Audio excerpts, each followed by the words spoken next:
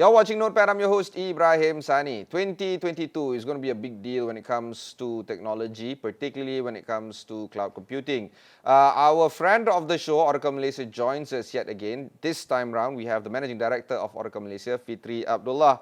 How are you, Fitri? Very good, Ibrahim. Thank you for inviting me to the show. Yeah, we want to explore a lot of things with you and with Oracle Malaysia, but let's do a quick overview of how Oracle Malaysia is operating. What will be some of the key targets that you want to achieve this year, and perhaps later on, maybe a quick recap into 2021. Okay, thank you, Ibrahim. Yeah, if you look at Oracle, obviously we are the second largest software company in the world. Also, one of the major hyperscaler cloud providers worldwide. And if you look at Malaysia, we have invested into Malaysia in 2017 when we set up our digital hub, which we are growing. Even last year, we've added a financial hub, I think, into our regional hub in Kuala Lumpur, where we expanded almost 90 over jobs positions into that hub. And if you look at 2021, clearly, I think we did a lot of major projects, I think, with our customers, especially in the cloud space, both for the application space, for software as a service, as well as on the cloud technology. Also, very happy to share that the largest company in Malaysia, Petronas, actually went live in November with our HCM, Human Capital HR solution in November of last year. So we are very happy to work very closely with Petronas to go live with over 36,000 employees. Obviously, we have many other customers that have gone on that digital transformation journey with Oracle since then.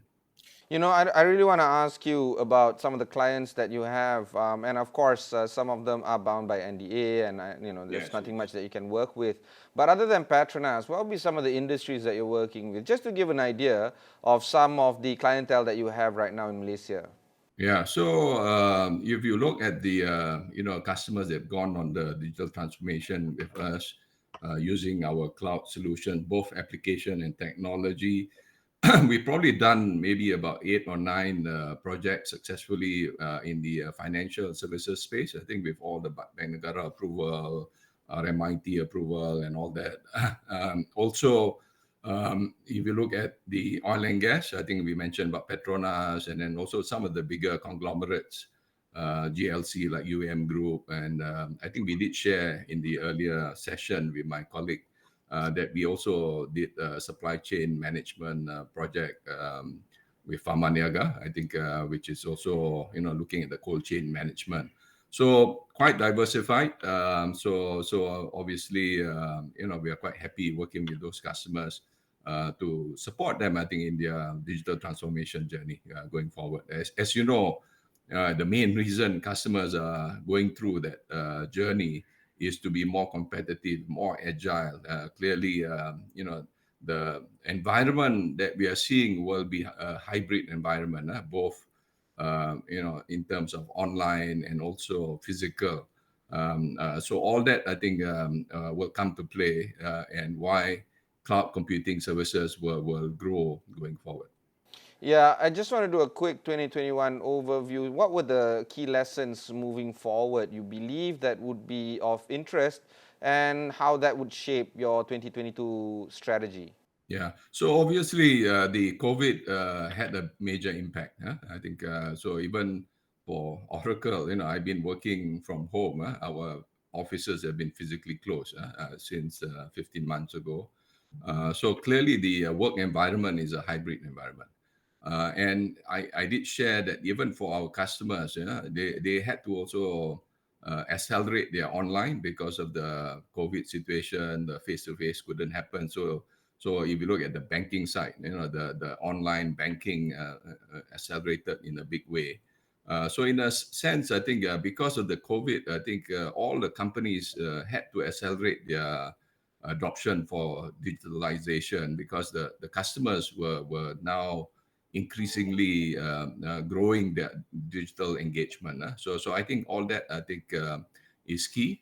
So what is important is, We got to work with our customers to make sure that the journey is a smooth journey. Don't do a big bang and all that. But one thing good about implementing cloud services from application and technology, clearly what I see is the time to go live cuts down, and the success rate of the project increases tremendously. Previously, you use the best product and then you customize it in a very high manner. Chances no, if you do a ERP, it will take you 2 years. Now with the cloud ERP, software as a service from our side, maybe the phase one will be ready in 9 months, and then you're done with the whole project in 12 months. So those are the big changes that's happening when people are adopting cloud solutions going forward. One big thing that was announced around Christmas last year was, of course, Oracle buying over Cerner Corporation. And, of course, this is an agreement for Oracle to acquire Cerner through an all-cash tender offer of $95 a share. All this would turn out to about $28 billion in acquisition in equity value. Do you feel that this is something of a strategic buy to push Oracle even further, at least at the global level? And how does this impact Malaysia? Yeah, so if you look at it, what obviously the proposal, that offer, I think is still in the work, so I can't say much about it. But what I can say is that to share the ambition of Oracle, clearly, Cerner is a market leader in the healthcare side. They got their HIS solution, EMR solution. They also have about 2 or 3 hospitals in Malaysia, which is currently running their systems. But it shows that the ambition for Oracle to go into the space and going forward. So what we bring to the table, I think, for Cerner is obviously we have our cloud computing, we got our AI, our machine learning. So I think it will be a win-win partnership. I think after assuming the acquisition goes through, that we can provide all this new technology going forward. And then if you look at some of the differentiation from Oracle, we are the only one who have an autonomous database. We are the only one who have an autonomous Linux operating system. That means it runs automatically without the need for human intervention. So those are some of the innovations that we bring to the table that we differentiate against our competitors. We'll go for one short break. When we come back, we'll continue our conversation with Vitri of Oracle Malaysia.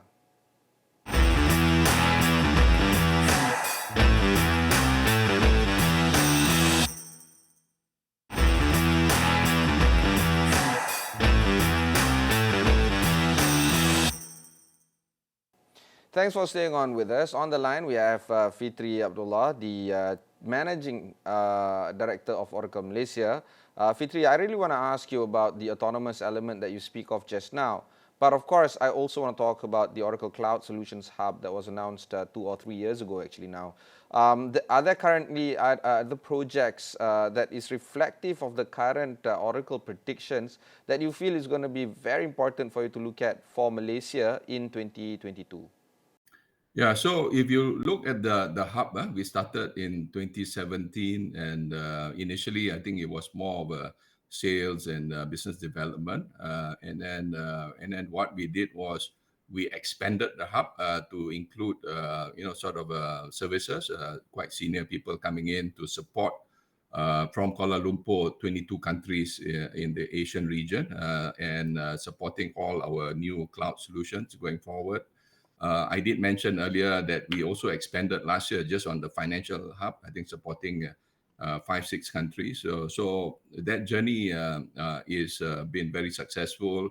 There's also some discussions of expanding it even further for some of our different business units. So the cloud adoption, I think in Malaysia is going quite well. As you know, Oracle is from the enterprise side. I think so we work with the big government, the big banks, the big telcos. But what has happened with the cloud go-to-market is that now we are also addressing the SMB market, which is not a segment that we used to cover.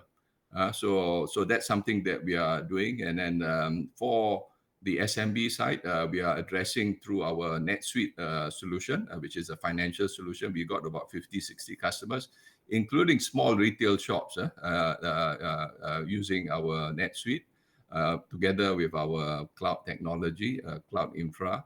So those are, so for us, I think it's quite exciting that we will continue to focus on the enterprise space, but now we are also expanding into the SME space. Clearly, for the SMB space, they also need to adopt digitalization. I think for them, because they don't have the IT resources to run things.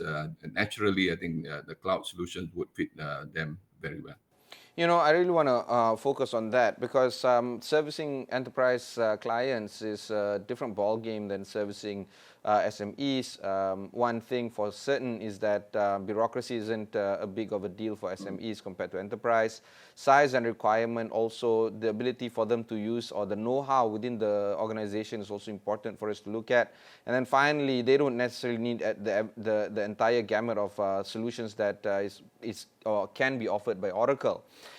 Is this a shift in paradigm when it comes to Oracle trying to target new markets in terms of clientele? Where would Oracle Malaysia be in the next 5 to 10 years when it comes to servicing this very interesting segment of the business landscape? Yeah. So as I said, what will happen going forward is the environment, as I said, will be a hybrid environment. So customers will have some systems in their data center.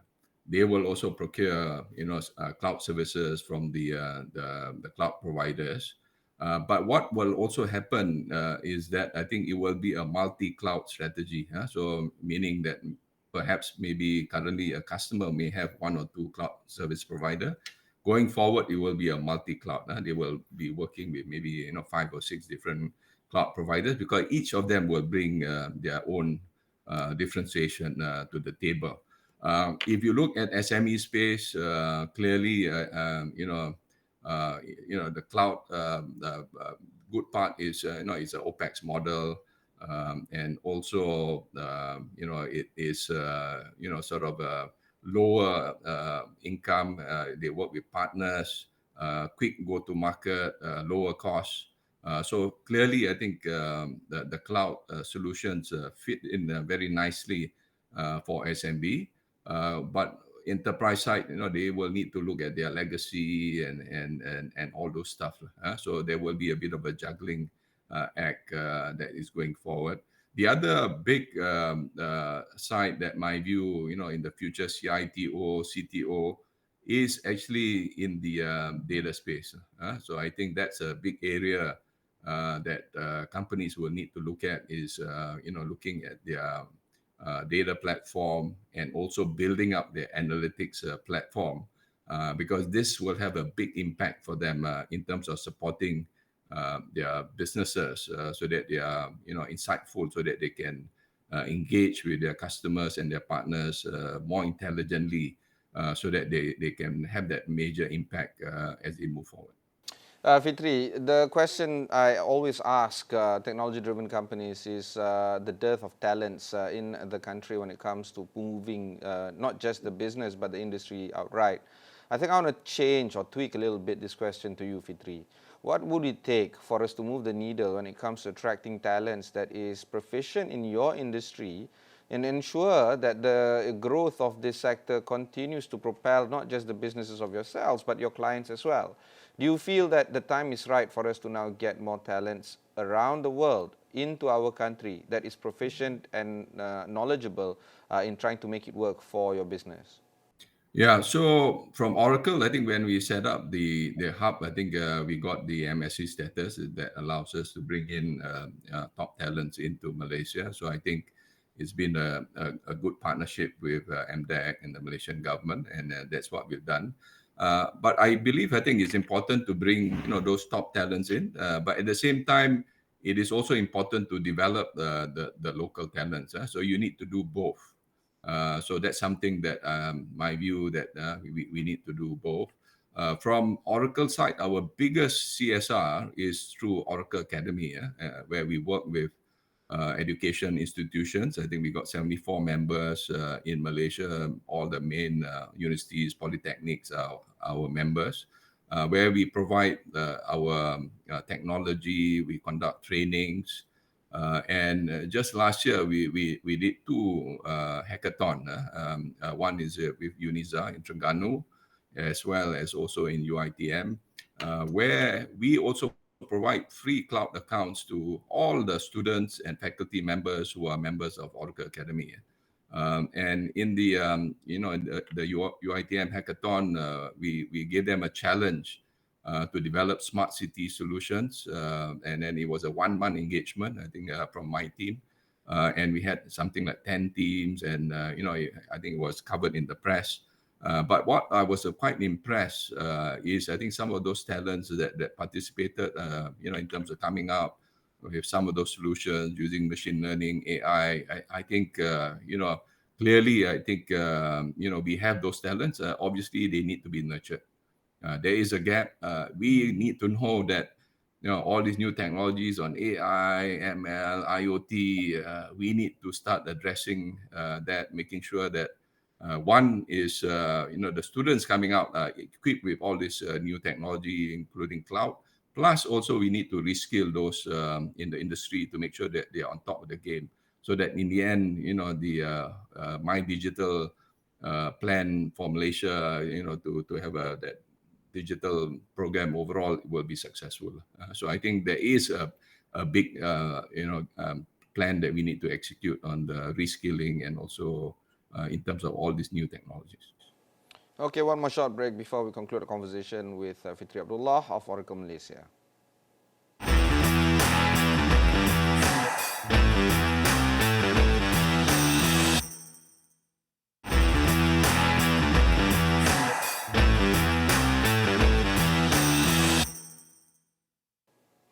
Welcome back. I have with me Oracle Malaysia's boss, Fitri Abdullah. Fitri, let's talk a little bit more about the business itself, particularly when it comes to sustainability. You did talk about some corporate responsibility work that you guys are doing, but I want to ask you specifically about more on reducing carbon footprint, promoting greener tech, and trying to make sure that this business is sustainable, not just from the environmental basis, but financially as well.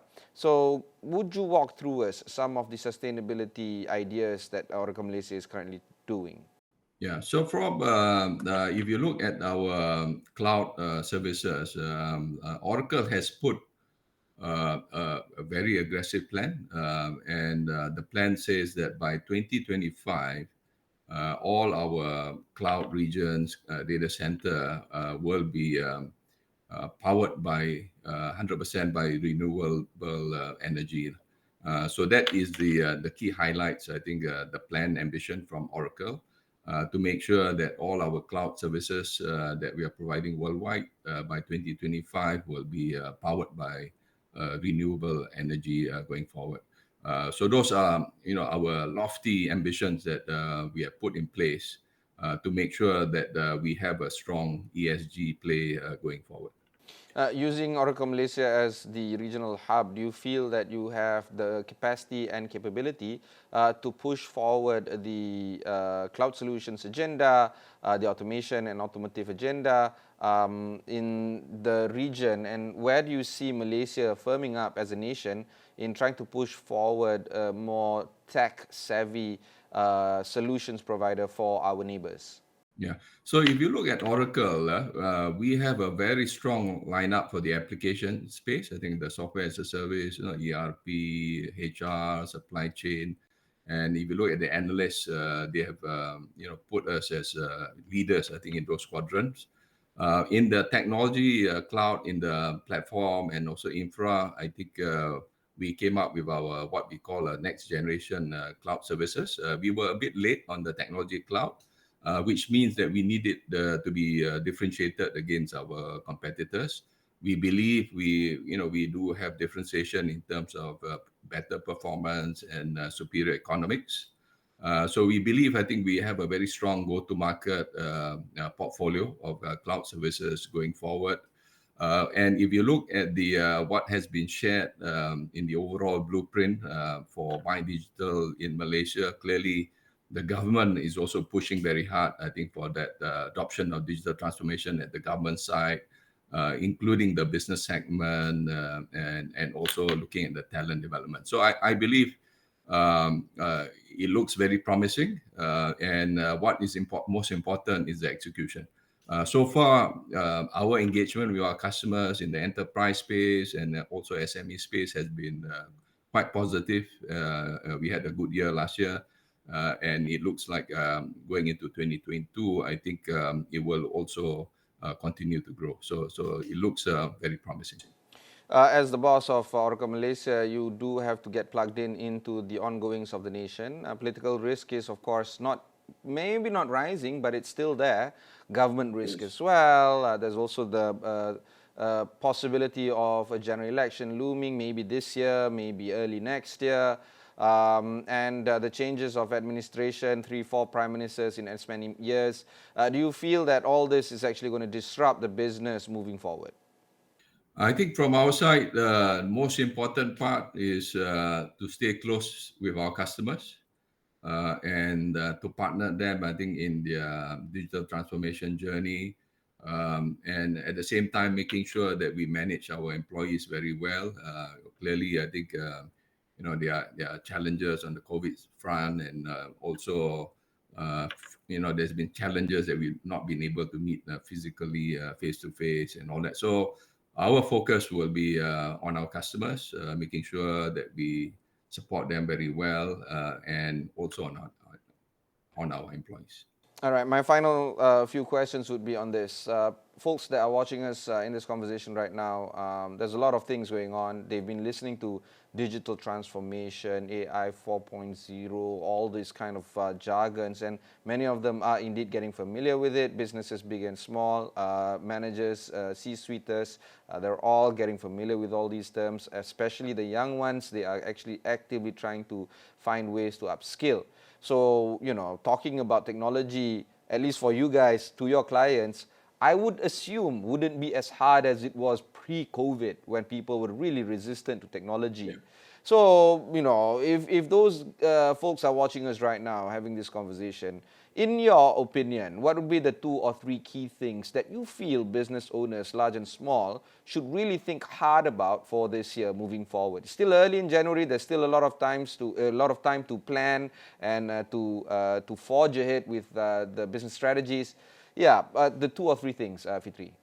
Yeah, I think one is if you look at the enterprise space, I think a lot of the applications, the financial, HR have been implemented the last 10, 15 years. I think so. There's a lot of costs, and then things have changed dramatically. So I think it might be a good site to do a current state assessment for each of them to see whether they want to move into the new space, the new applications, where in the end, the business users can use their mobile phone to do a lot of the work and be more productive.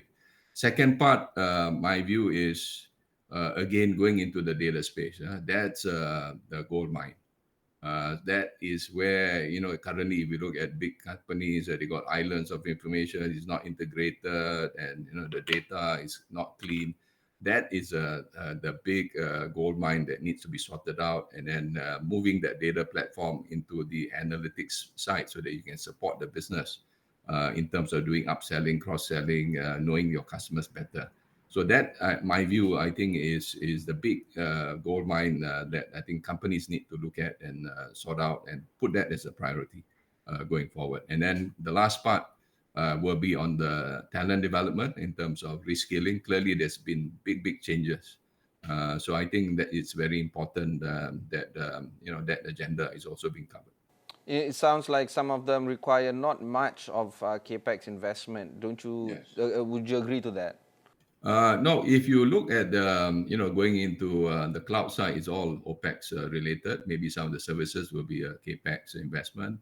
And again, it doesn't need to be a big bang. Yeah, I would encourage to do small phases, and then making sure that it's evolving and then going forward rather than a big project that will take too long. I would look at projects looking at 6 months buckets. making sure that it is clear that those projects can be successful, and then progressively move forward from there. Sorry, my final question to you is this then. Do you feel that project managers or PMOs are going to be a big deal moving forward as well? Yes, I think they have been previously, and they will be important going forward. For some of these projects, digital transformation, I think the change management aspects will become more and more important in terms of the people, the culture of the company. So my view, I think that role of the project management to make sure those change management aspects are being handled well, I think is very, very important. Thank you very much, Fitri. I will ask you to come to my studio eventually, but for now, we'll keep it light and we'll keep it online. That was Fitri Abdullah, the Managing Director of Oracle Malaysia. If you've missed any part of this interview, just head on to astroawani.com, look for Notepad over there. You can also look for Oracle on all our social sites as well as our website as well. Until then, thanks very much for watching and goodbye.